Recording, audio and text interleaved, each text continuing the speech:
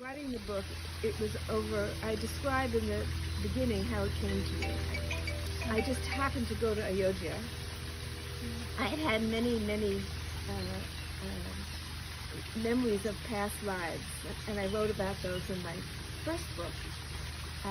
But I didn't expect anything more to come. And then I took a trip to Ayodhya and was carried back in time.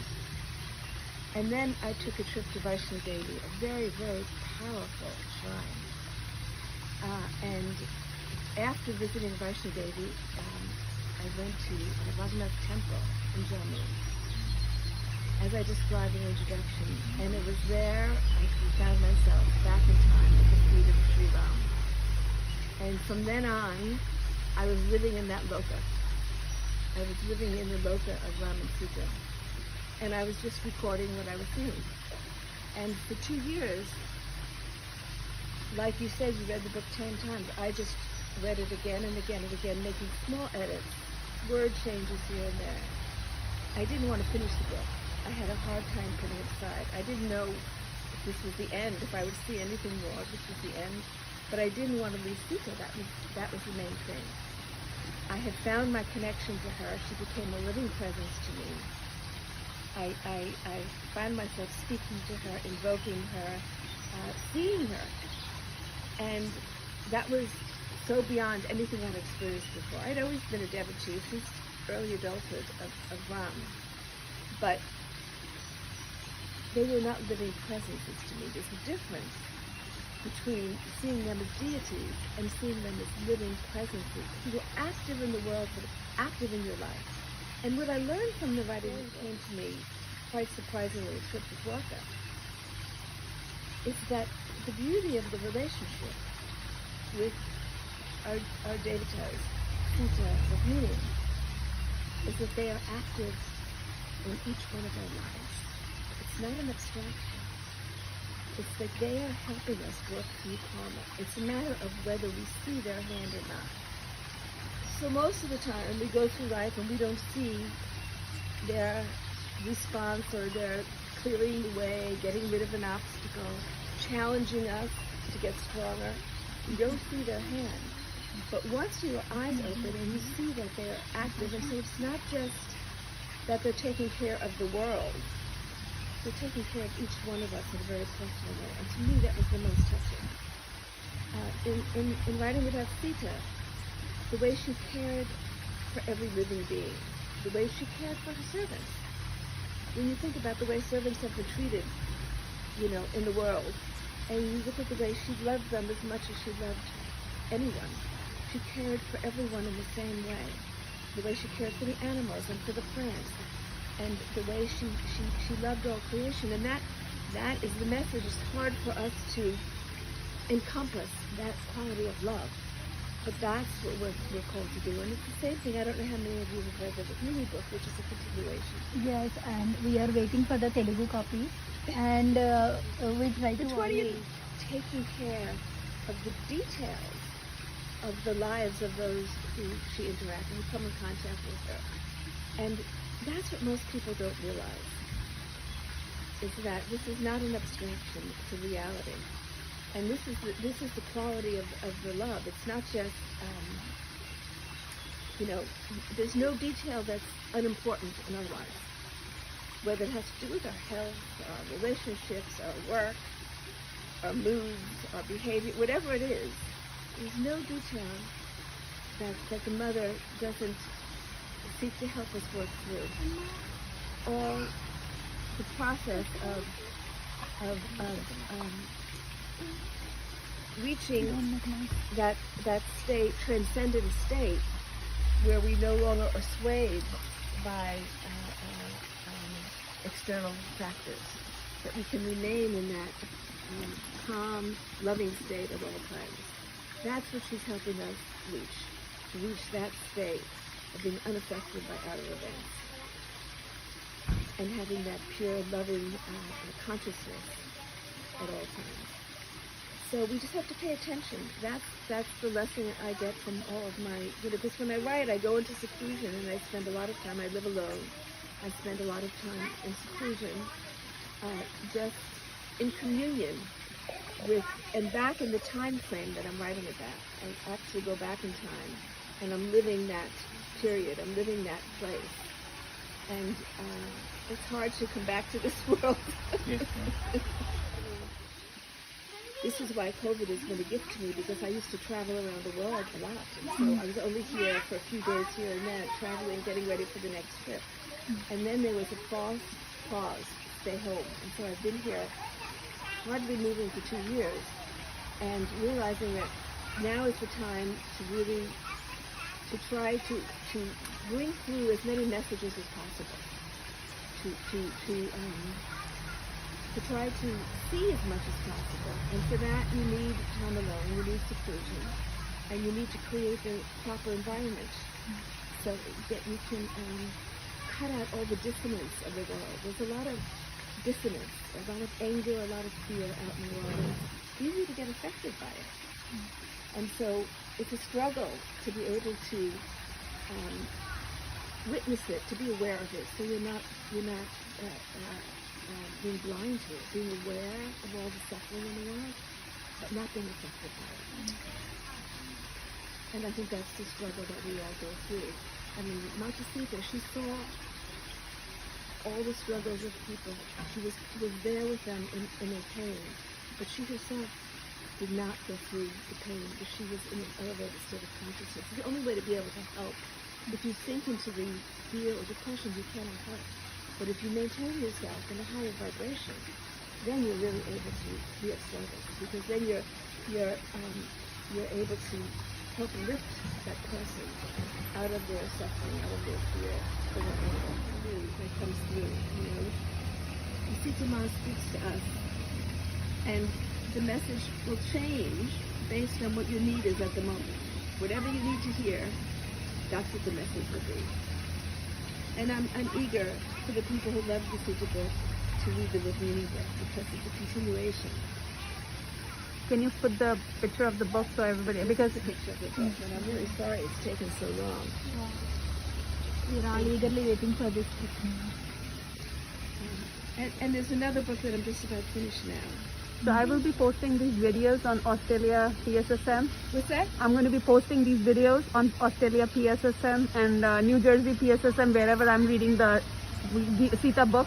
Do you have any special message for the listeners on those platforms?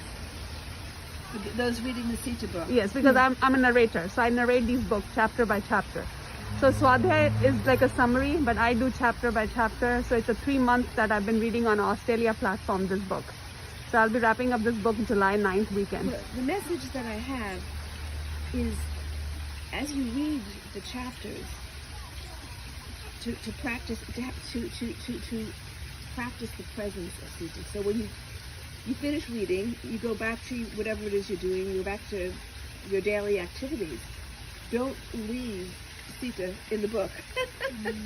Take Sita with you and cultivate a relationship.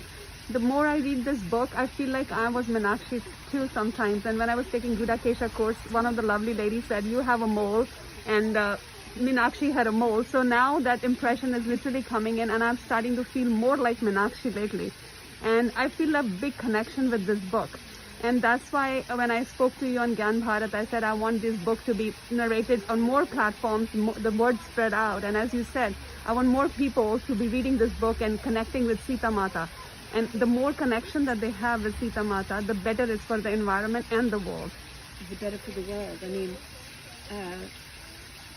it's a matter of undoing a lot of misperception, a false notion. And so how do you eradicate something that's been told for so many hundreds of years, millennia really? Eradicate that from the collective mind.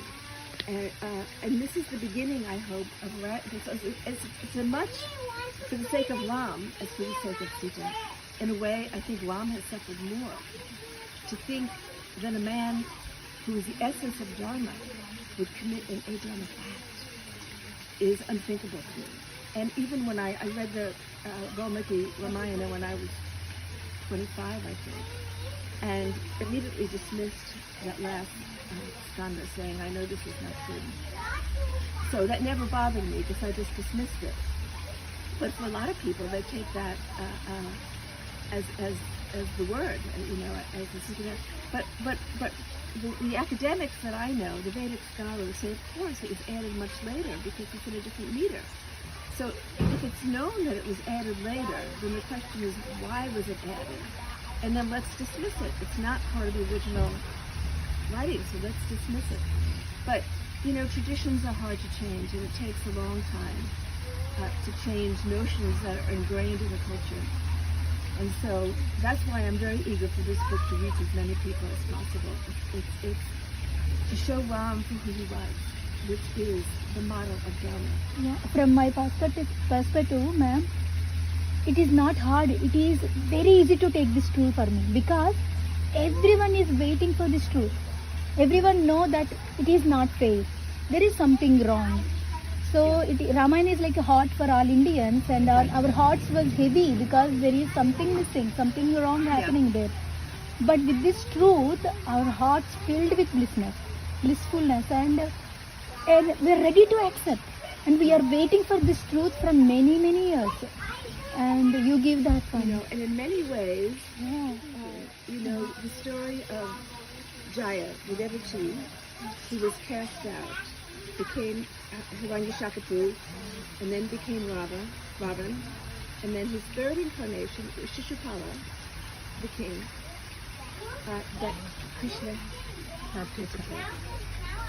But most people don't connect that to the whole story. There are many, many things that I didn't realize until I wrote this book. Like Sujata, who took care of Sita, was given a blessing at the end. And Ram gave her the blessing that she would be reborn as a sister. She was reborn as a sister, as Krishna's sister. And Sita gave her the blessing that she would be able to choose her husband because her husband had been killed in the war. He was one of Ravana's people had been killed, and she was not a happy marriage. So Sita gave her the blessing that she could choose her husband when she was reborn as Krishna's sister. Well, she was arranged for her to marry Duryodhana, but she wanted to marry Arjuna. There's an episode in here where Sita and Krishna have to rearrange things. Rukmini and Krishna have to rearrange things so that she can marry Arjuna and not Duryodhana. And so things that were initiated during the time of Rama and Sita are completed during the time of Krishna and Rukmini, which shows you how everything is tied together. The story of Krishna and Rukmini, and then the whole story of the Mahabharata war is one has to look more deeply into what that was about, and what Krishna and Rukmini were doing, and Rukmini's role. People think of Krishna and they think of Radha, the devotee, the perfect devotee. But his Shakti, his Rukmini, has sort of been erased. Just as Sita was put into, aside, she was sort of sidestepped. Rukmini has also been more fully erased. And so all of these, in order to show the proper relationship, how Narayana and Narayani always work together, to achieve what needs to be achieved, these stories have to be retold to really showcase the relationship of Narayana and Narayani. So that's really what I aim to do in all of these stories, so that we can better understand their work together. But they work both on the grand scale and at the personal level. So we have to keep in mind both. They're working in the world today. So when I look at events in the world today, it's like I can't find their fingerprints. Where are they? What are they doing? But they are working in the world today. We just don't see it yet. You have to look more deeply to see, just like at all times. During Rama's time there was a war. During Krishna's time there was a war. And we have a war now. But there's a rearrangement going on, a working out of certain karmas, a release of collective anger. It has to be released. How many thousands of years back? So it was the end of the Treta Yuga, Yeah. right? The Treta Yuga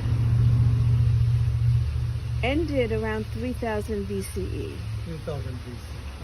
So that's 5,000 years ago. But it doesn't mean Treta Yuga is 3,600 years. Okay. So it could have been 6,000 years ago. Okay. General estimates are between 5,000 and 7,000 years. Okay. So I would say that it could have been somewhere around 4,000 BCE.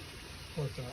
Around that time. I mean, the earliest archaeological evidence of cities is around 3,000. No, I'm asking based on your book. Yeah, I'm trying. I also try to work with history and try to see whether my perception fits in with history. Yeah. But during the time of Ram, during the time of Janak Baba, where they were developing he was developing new agricultural methods. Agriculture was just becoming a necessary part of civilization previously. And when the bright moon rises, I talk about this during the Saraswati civilization. You didn't need to cultivate because everything you needed was plentiful. That was the Satya Yuga, where you didn't need to farm. There was plenty of food, wild grains, wild cereals, wild vegetables, wheats, nuts, fruits. Everything was available in the forest. And that when the human population began to grow and the forest began to shrink, there was less food available, and you had to cultivate. And so Janak Baba so cultivation began around 5,000 BCE in the Treta Yuga. Janak Baba was a pioneer in that with the development of a certain kind of plow and irrigation. He pioneered certain methods of irrigation. So that was the beginning of what they call the agricultural revolution. So when there were many things, the spread of agriculture and the development of cities, which didn't exist before that. There were settlements, but not cities. But Ram set the framework. That's why I consider him to be the father of Bharat, for what became Bharat. And so that's what I hope India comes to the realization of really, this all began with Ram. Ram really laid the foundation for the civilization. So you have your own house there, or you used to live in the palace along with the Ram or Janaka? Meenakshi? Yeah, Meenakshi. Well, there was a servants' quarter. Okay. Yeah. But the servants were part of the family. I mean, they were not treated as servants, later became treated. You'll see in the Rukmini book already, so much time has passed, servants were already treated as an inferior class of people. And Rukmini, of course, tries to correct that. But it's already in people's mind, because the distinctions are already settled in people's minds, where during the time of Ram and Sita, those distinctions were not settled. There was much more fluidity, movement, and everybody was respected. Everybody was respected. Everybody performed their own function, what they were designed to do in society, but no one was better than anyone else. Everybody had their own place. Into the Treta Yuga and to see what life was like during the Treta Yuga. Because there was I once asked a sage that I met in Dehradun about the yugas, and he said to me, in every yuga there are people living in the Satya Yuga and there are people living in the Kali Yuga. It's in here, right? Yeah. But so what is the Treta Yuga consciousness? Where there's harmony between people and with all life forms. There's no sense of domination or superiority or control. There's respect, mutual respect. There's to support all beings, and that's the consciousness of the Treta Yuga. So we have a very different consciousness in general on the planet today, but we don't have to buy into that consciousness. We are meant to stay in a higher consciousness so that we can affect the collective. So that is what was interesting. I mean, that was beautiful to hear and to see what life is like in the Treta Yuga. Life is much simpler. You didn't have you didn't have greed. There were not people who wanting more things. That had not yet developed as a human condition. People amassing wealth. You know, even the king, you see Janak Baba, how humble he was. And I learned a lot about what a leader should be from observing Janak Baba. He sat with people in their homes to find out their needs. He went and he plowed the fields. I mean, there was nothing he asked people to do that he himself didn't do. That was that was the understanding of a leader. He didn't seclude himself into this grand palace and not wealth for himself. That was the Treta Yuga. Your journey started with Yogananda Paramahamsa ji. Some of your experience with Babaji, Lahi, Mahasaya, Paramahamsa Yogananda. Yeah, I've had Babaji. That's very sacred experiences with Babaji. I've had experiences with Yogananda. When I was very young, he came and gave me Diksha. I had many experiences with him in dream visions, with Babaji as well. And they are my teachers. And the lineage for Yogananda is very connected to Krishna. It's a Vaishnava lineage. Did you attend the wedding? Rama and Sita's wedding? What that? Wedding? Did you attend? Did I attend the wedding? No, that was, no. We were busy serving. How was, did you get a glimpse of how it would be like? Is it like a podium, or how the wedding is like? People standing like You mean this, the actual wedding? Yes. Not the celestial wedding. No, the actual wedding. The actual wedding. You know, I didn't really include that in the book. So someone recently asked me why I didn't speak about Bharat in the book.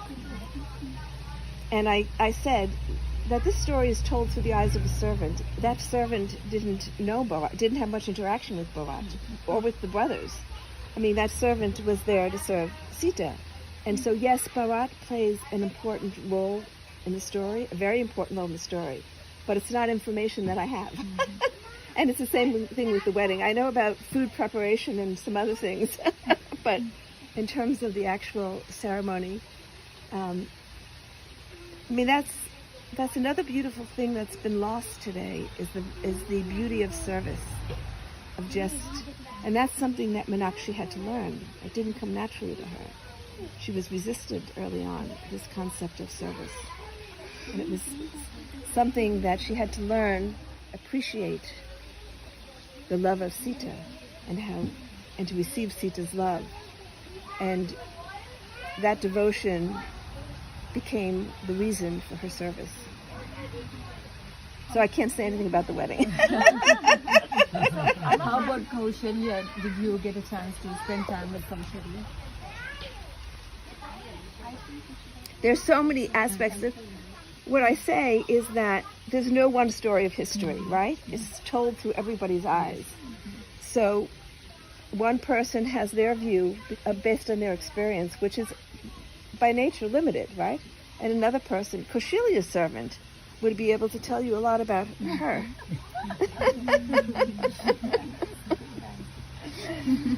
So if you put together many different perspectives, you can get a full picture.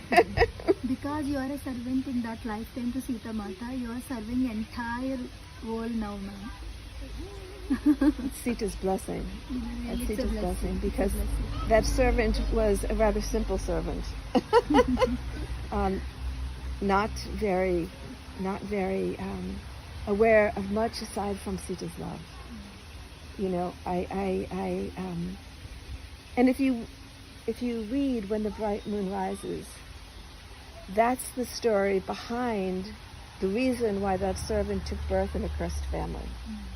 Okay.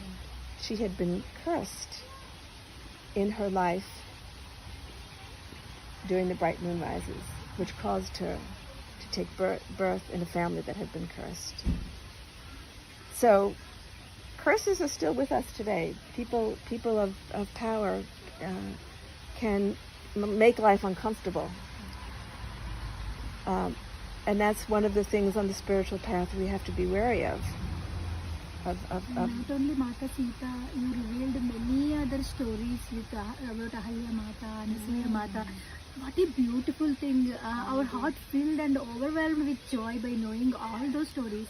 Words are not enough. I've heard those stories because, again, I write what I hear.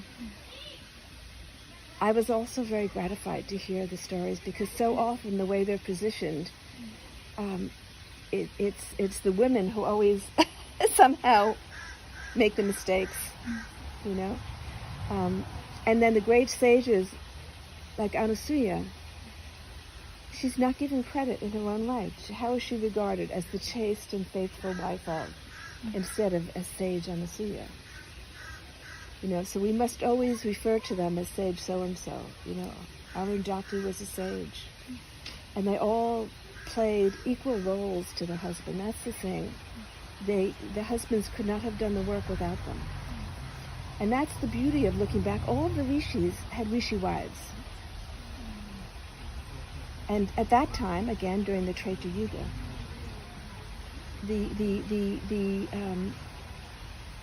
there was an understanding. I mean, there was no... It was before the patriarchal era. It was before that.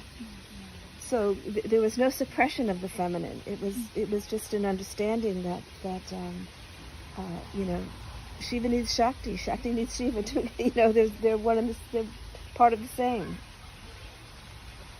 And to see the relationship between the rishis and the rishis, the rishi wives, is very beautiful. When you were Meenakshi, I mean, you had, I mean, I read your book. When you were Meenakshi, you had some differences with your father, right? I mean, something, right? Yeah, And even today, in our world, we are having the same issues with our kids or with our fathers or whatever. So what's your suggestion? How can we correct this? Well, Meenakshi had to learn. She didn't appreciate her father's humility. And she saw it as a weakness, not a strength. And so she had to scrub floors for many years in order to gain that humility. She had to learn her lesson. And I think that all of us, no matter how blessed your life is, unless you're a fully liberated being, have struggles. It could be with our parents, with our spouses, with our children, with our co-workers. We all have struggles. And we all get defensive, right? We think that we are in the right. So the challenge is to step out of our opinions and to try to see what the teaching is for us. What are we meant to learn? Never mind the other person. What are we meant to learn? Because Sita Ma works with us to help us learn whatever we need to learn. In Meenakshi's case, she had to wash floors for many years before she was able to get a better position, you know, before she had learned what she needed to learn. There are other lessons that come to you. And you know, I've in this life I've had I mean, we all have a relationship that's not a harmonious relationship.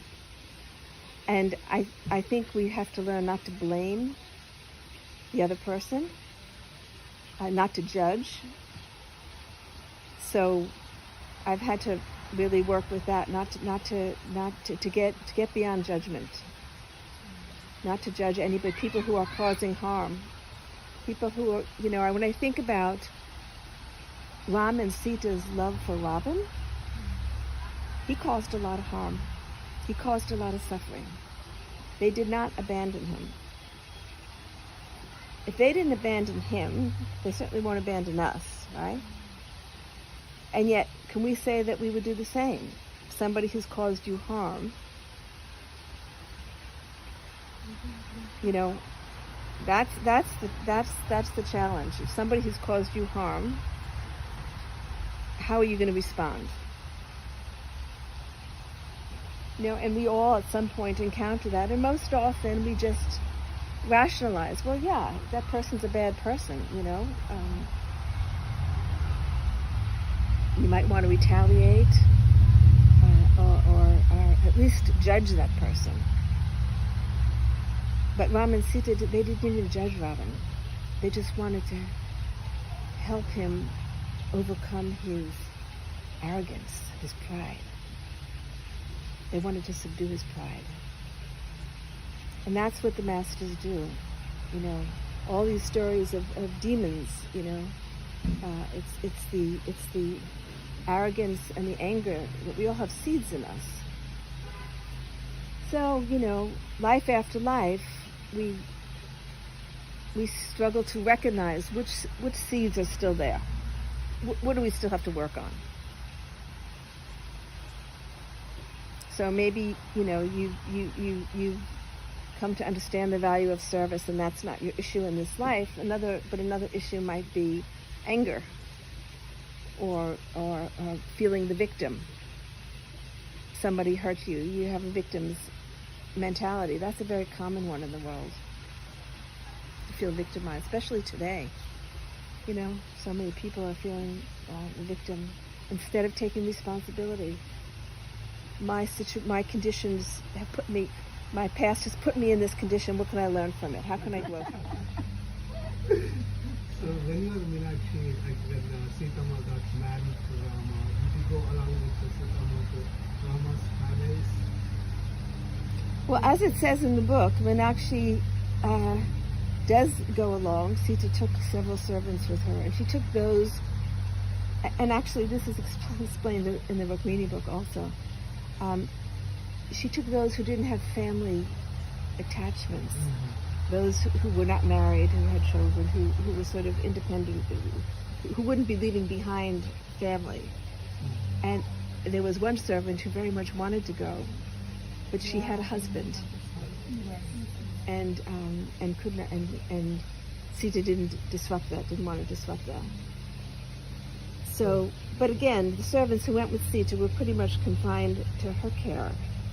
And then when she left with Ram, to maintaining her things, you know, to keeping her presence alive, to keeping the light alive, to maintaining her presence for all those years. And, you know, one by one they died except for Soma. Soma waited for her to return, knowing that she would return. There's one moment I really love in Meenakshi's life when she got hurt on her leg, and while treating the Sita Mata, also tell that your father really loves you. She's not only treating the body, but she took away lot of pain in her heart, emotional pain in her heart too. So, I mean, you see that Meenakshi had a difficult life. I mean, here she was in this incredible environment. But because she had received a curse many lifetimes earlier, she had a challenging life. You know, losing her mother, her brother, her father, feeling the guilt of that, and just having many physical problems. You know, and you see, if you follow, I mean, we all have this story. If you follow your history, you've seen that you've been everything. You know, you've had life. beautiful, so beautiful. And it shows the interconnection of everything, you know, and that's what amazed me. And in the Rukmini book, many of those stories are continued because there's no end to the story. That's the thing. There's no end to the story. Each lifetime is just a new chapter. And so the stories are ongoing, you know. You know, before I wrote this book, I tended to view karma as just your previous lifetime, one lifetime after the next. After writing all the books that I've written, I've come to see it's like the most intricate mandala where you can't even see all the interconnections, and it's so many lifetimes feeding into one. So in a single life, you may be responding to karma from your last life, from 10 lifetimes ago, from 5 lifetimes. I mean, there are many, many factors feeding into a single lifetime.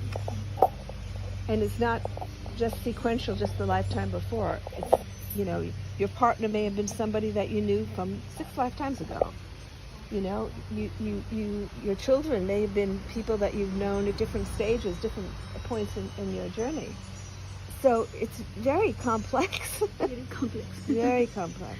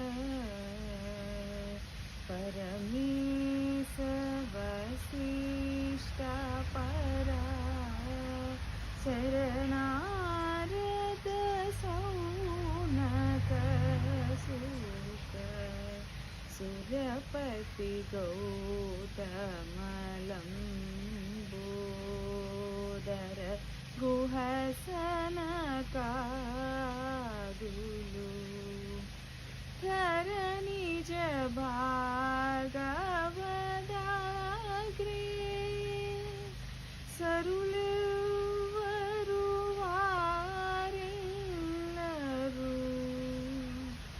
వరత్యాగ రాజునకు పరమ బాంధవులు మనస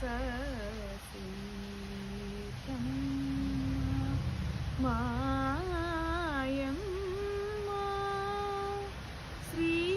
శ్రీరాముడు మాకు తండ్రి సీతమ్మ మాయమ్మ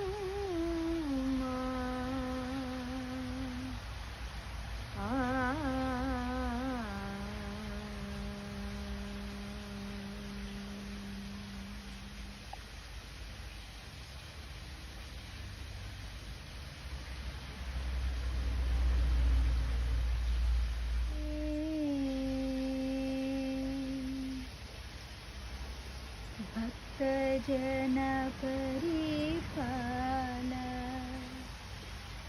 भरित सरजाल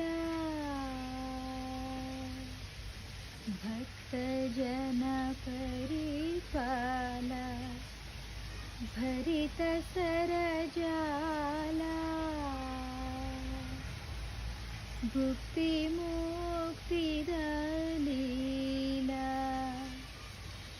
भूदेव पाला भुक्ति मुक्ति दलीला भूदेव पाला सीता कल्याण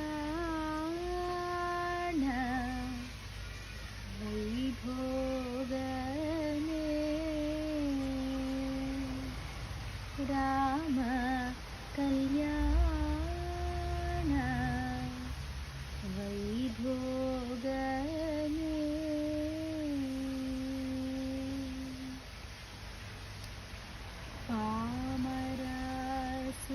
पामरासुरभीमा परिपूर्ण कामा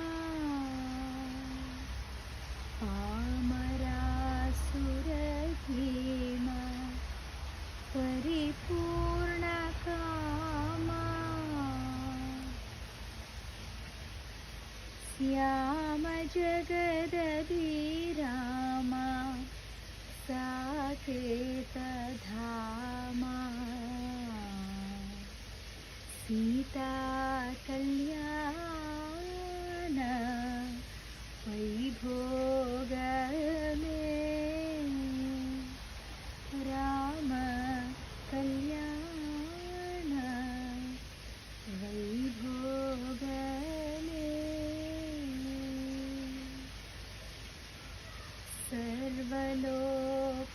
सर्वलोकाधार समरैकवीरा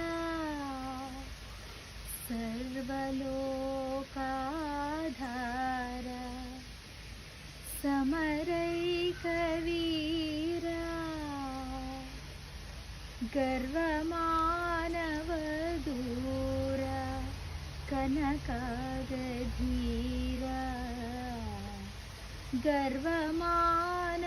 गर्वमानवदूरा कनकागिधीरा सीता कल्याण वैभोगमे राम कल्याण वैभोगमे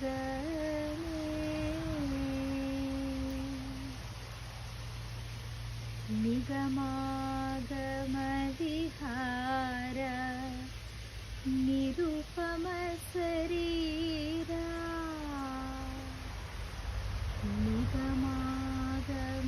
निगमागमविहार निरुपम शरीरा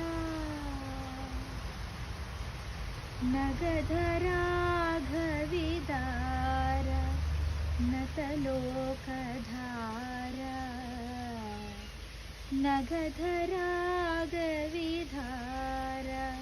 नतलोकधारा सीता कल्याण वैभोगमे राम कल्याण